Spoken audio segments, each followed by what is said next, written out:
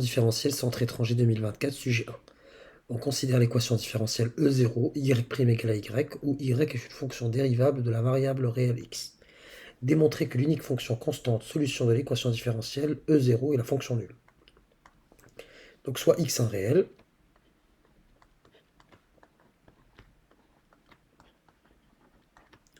k un réel, donc on va mettre ENT, pas forcément les mêmes. On va avoir f de x égale à k, une certaine constante.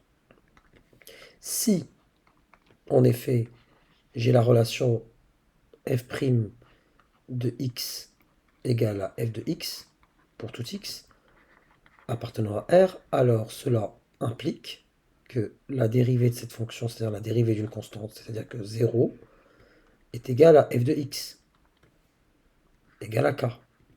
Donc en supposant que la relation, plutôt la condition, est respectée, on a bien que k égale à 0, c'est-à-dire que notre fonction de départ était une constante. Une constante, plutôt la fonction nulle, qui est tout le temps, pour tout x appartenant à R, égale à 0. Passons à la deuxième question. Déterminer toutes les solutions de l'équation E0. Là, c'est typiquement du cours. Que dit votre cours? Vous avez une équation différentielle de la forme y avec y et y des fonctions. Y une fonction et a un réel. Plutôt y' égale à y. Alors, l'ensemble des solutions de l'équation sont de la forme k, une certaine constante, exponentielle de ax. Ici, on est de la forme pour E0. Là, je vous redonne le cours parce que c'est une notion nouvelle, découverte en terminale. Donc là, vous avez y' égale à y, c'est-à-dire une fois y. Et donc l'ensemble des solutions seront de la forme de k avec k une constante, exponentielle de une fois x. Là, je l'ai écrit en exagéré, mais là, vous l'écrirez plutôt. L'ensemble, c'est pour x réel, l'ensemble des fonctions de la forme f de x égale à k, exponentielle de x, avec k, un réel. Vous le précisez bien, parce qu'il ne faut pas qu'il vienne de nulle part, ce cas. On considère, donc là, c'est pour la suite. On considère la fonction différentielle que voici. Je dérive une fonction et je retombe sur la fonction moins cosinus de x moins 3 fois sinus de x. Est-ce le cas ici? Je fais un d'une part, d'autre part, je pense que c'est intéressant. Donc d'une part, donc déjà je vais regarder si h vérifie bien comme il me demande cette condition-là. Donc solution de l'équation différentielle E. Donc d'une part,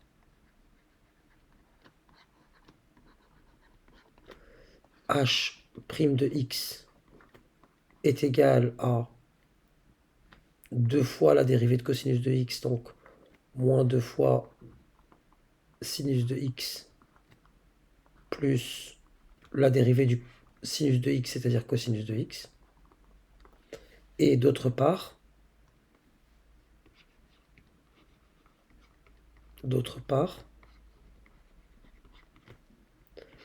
h de x, si je lui retire cosinus de x et je lui retire 3 fois sinus de x,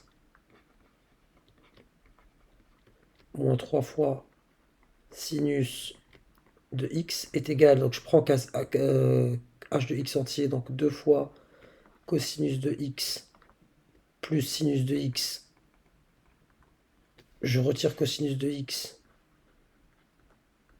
je retire 3 fois sinus de x, 2 fois cosinus de x moins cosinus de x, ça va vous donner cosinus de x, et plus sinus de x moins 3 fois sinus de x, ça va vous donner moins 2 fois sinus de x. Et qu'est-ce qu'on constate à l'instant? On constate que h' de x, c'est-à-dire est égal à cette quantité, et h de x moins cos de x moins 3 fois sin de x égale à la même quantité. Donc là, on écrit, donc on a bien, pour tout x appartenant à R, que h' de x est égal à h de x moins cosinus de x moins 3 fois sinus de x.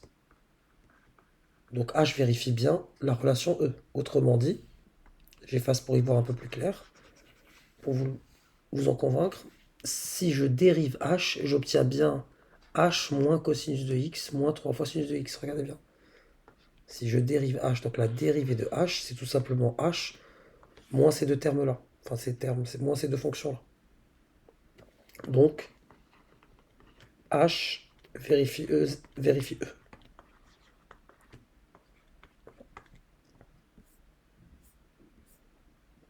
On considère une fonction f définie et dérivable sur R. Démontrer que f est solution de E est équivalent à f moins h est solution de E. Donc l'idée d'équivalence même, il faut savoir ce que c'est. Je vais partir, il y a deux sens. Je pars du principe que f est solution de E et je vais vers le fait que f moins h est solution de E0. Puis, de manière réciproque, je vais partir du principe que f moins h est solution de E0 pour aboutir au fait que f est solution de E. Quelques petits rappels élémentaires juste au-dessus. J'aurais écrit les éléments dont j'aurais besoin. Donc E, l'équation E, c'est y' égale à y moins cos de x moins 3 fois sin de x.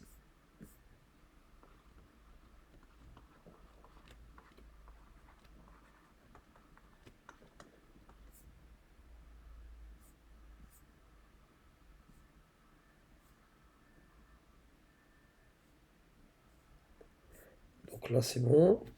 E0,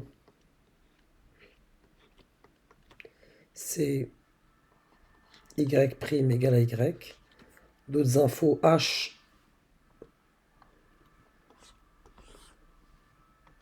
et h de x est défini par 2 fois cosinus de x plus sinus de x. Donc f est solution de E. C'est-à-dire que f vérifie cette égalité-là. On part de ce principe-là. Et on va voir si le fait de considérer que f est solution de E, donc supposons, donc on va commencer par démontrer ça. Donc supposons que f est solution de E. F est solution de E. C'est ce que je viens d'entourer en vert. C'est cela que vous partez du principe comme étant vrai. En quoi le fait de considérer que f' est égal à f moins cosinus de x moins 3 fois sin de x, que f moins h est solution de E0, bon, on va regarder ça. On va nous intéresser à f moins h. On va vérifier si f moins h, si je le dérive, ça va bien me donner f moins h. Ainsi, en calculant f moins h, donc là, en partant de ce principe-là, hein, je suis dans cet univers-là, c'est ça mon axiome, si vous me le permettez. Donc si je dérive donc deux fonctions dérivables, la différence, bah, c'est f' moins h', sauf que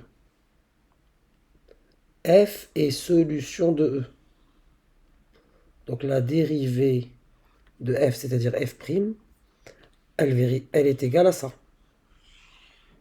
Donc, elle est égale à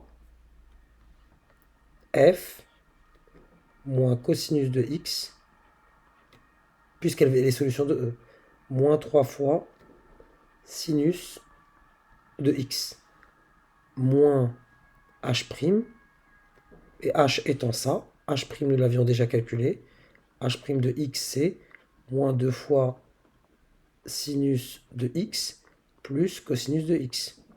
Donc, moins, moins, donc ça fait plus 2 fois sinus de x, plus, qui va devenir moins du fait du moins là, moins cosinus de x. Moins cosinus de x, moins cosinus de x va vous donner du moins 2 cosinus de x. Et moins 3 fois sinus de x plus 2 fois sinus de x, ça donne moins sinus de x. Et là, vous avez votre f. Soit f moins, entre parenthèses, 2 fois cosinus de x moins sinus de x. Autrement dit, la dérivée de f moins h, c'est f moins h. Si je dérive f moins h, je retombe sur f moins h, c'est-à-dire que f moins h vérifie E0. Donc, j'aboutis bien au fait que f moins h est solution de E0.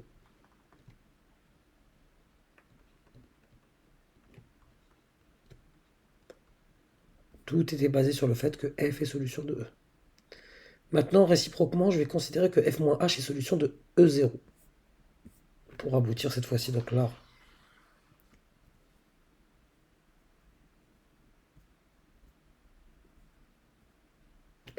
f moins h, donc réciproquement. Réciproquement, supposons que f moins h est solution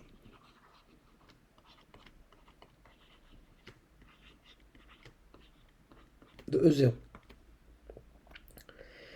Alors, est-ce que cette information-là, f moins h est solution de E0, ça signifie quoi? Que f moins h est solution de E0, ça veut dire que f moins h, si je le dérive, eh ben, je retombe sur f moins h.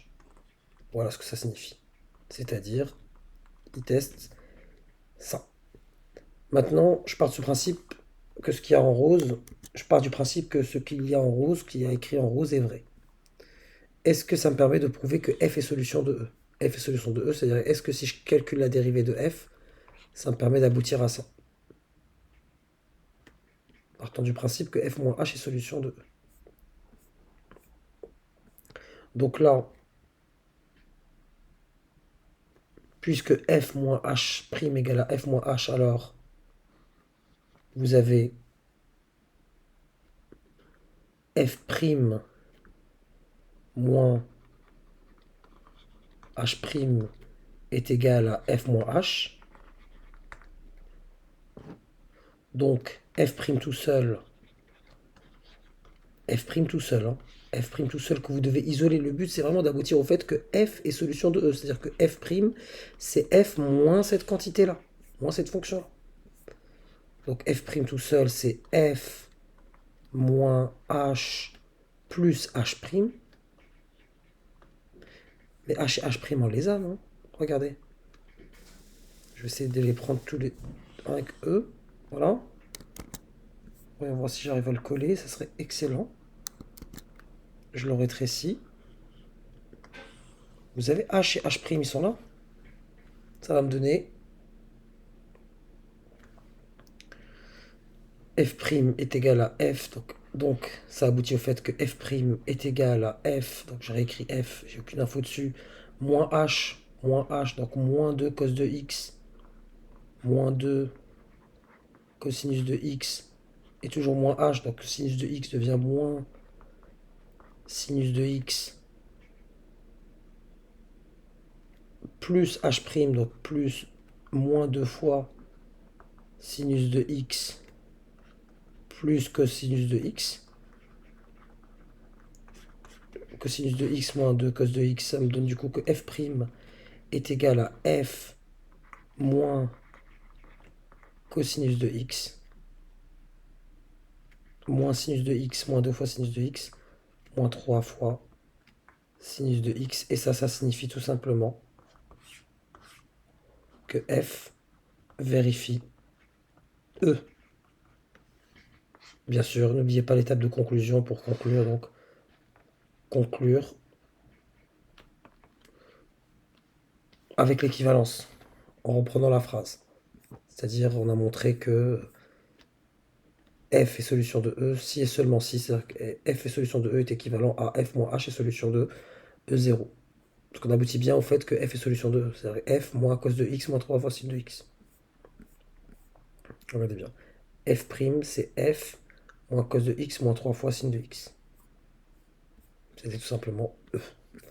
Passons à la suite. On nous dit déterminer toutes les solutions de l'équation différentielle E. On avait dit pour E, donc on déduit toutes les solutions de l'équation différentielle E. On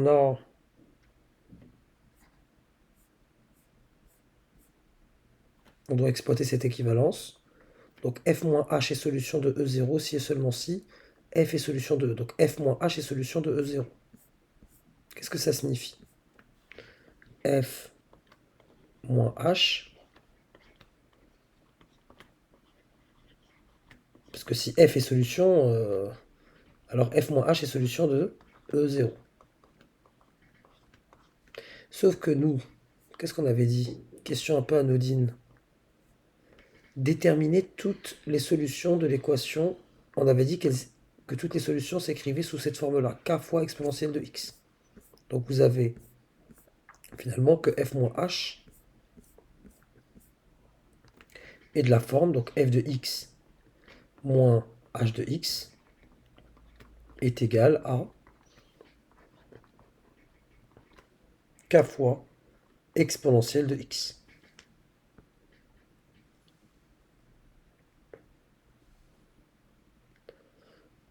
Or, h de x, décidément, il ne nous lâche pas. Il est là, c'est 2 fois cos de x plus sinus de x. 2 fois cos de x plus sinus de x. Autrement dit, l'ensemble des fonctions sont de la forme avec x réel.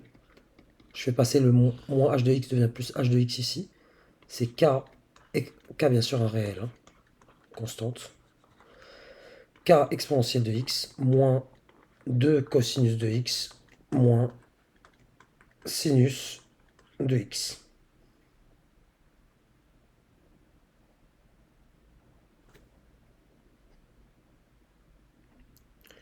Donc ça me donne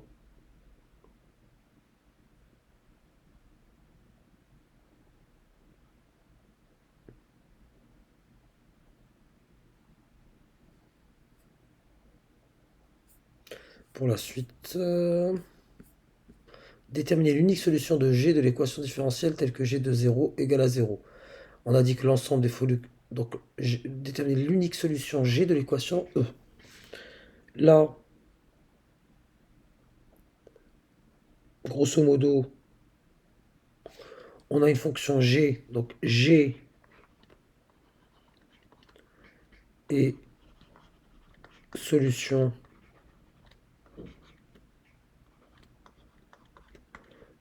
de E. Qu'est-ce qu'on vient d'écrire ici? Que si f est solution de E, alors elle est sous cette forme-là. Voilà. Donc là, il n'y a pas de souci là-dessus. À partir de... Juste attention, pardonnez-moi ici, vous avez le plus. Parce qu'il y avait déjà le moins là, et en passant de l'autre côté, il devient plus.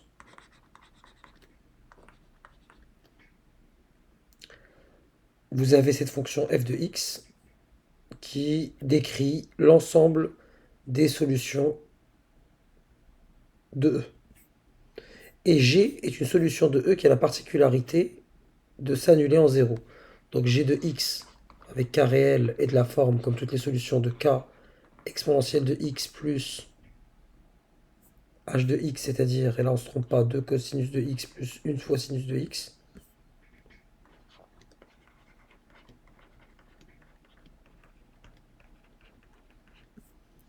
Or, g de 0 égale à 0. Donc, je remplace x par 0, donc ça me donne k exponentielle de 0 plus 2 fois cosinus de 0 plus sinus de 0 égale à 0, soit k fois exponentielle de 0 qui vaut 1, donc k fois 1, donc k, plus 2 fois cosinus de 0 qui vaut 1, donc 2 fois 1 plus 2, plus sinus de 0 qui vaut 0 égale à 0, et là vous trouvez que donc k vaut moins 2.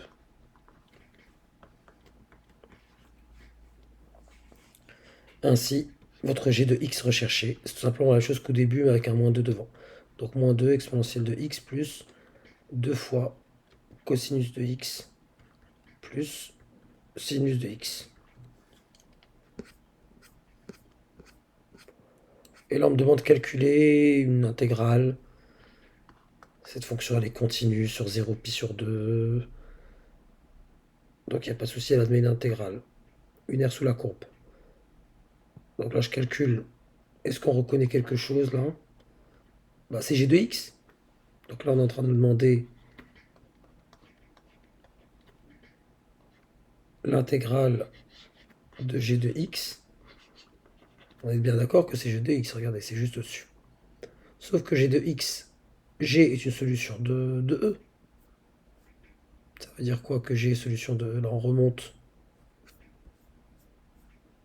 G est solution de E, on remonte, on remonte, on remonte, pour aboutir au fait qu'on est solution de E.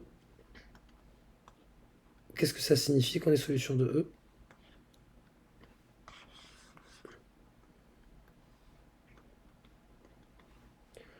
Ça signifie ça. Donc là, on n'a aucune information sur la primitive. On aura tenté, c'est pas le cas ici. Et donc là, on va utiliser la linéarité finalement de l'intégrale. Et ce n'est pas cette voie-là que je vais suivre. J'aurais espéré que peut-être précédemment il y avait un indice, parce que je fais vraiment les questions les unes après les autres. Il n'y a pas vraiment beaucoup de réflexion à avoir. Et donc, forcément, j'essaie de trouver des indices alors que les choses sont beaucoup plus simples qu'elles en ont l'air. Donc par linéarité de l'intégrale, et là, vous avez donc c'est 0 pi sur 2 pour moins 2 exponentielle de x. J'aime bien le faire séparément, comme ça je ne me trompe pas. Sinus de x, donc dx, ma variable c'est dx. Sinus de x plus 0 pi sur 2, 2 fois cosinus de x dx. Ça va nous permettre de jouer aux devinettes. Donc moins 2 fois, quelle fonction dois-je dériver pour obtenir l'exponentielle? Bah, c'est l'exponentielle. Entre 0 et pi sur 2. Plus, quelle fonction dois-je dériver pour obtenir ça? Si je dérive le cosinus, j'obtiens moins sinus. Donc je dois dériver moins cosinus. Entre 0 et pi sur 2. Plus 2 fois, quelle fonction dois-je dériver pour obtenir le cosinus? Si je dérive le sinus, j'obtiens le cosinus. Entre 0 et pi sur 2. Je vous laisse les étapes, mais je vous laisse faire le calcul. Là, ça vous donne pour ici, par exemple, moins 2 fois, entre parenthèses, exponentielle de pi sur 2 moins exponentielle de 0. Ici, plus, là, parce qu'il y avait le moins devant, donc ça me donne moins cosinus de pi sur 2 moins, donc plus cosinus de 0, plus 2 fois sinus de pi sur 2 moins sinus de 0. Vous faites ça, et normalement, ça va aboutir au résultat en espérant ne pas m'être trompé avec des plus et des moins comme tout à l'heure.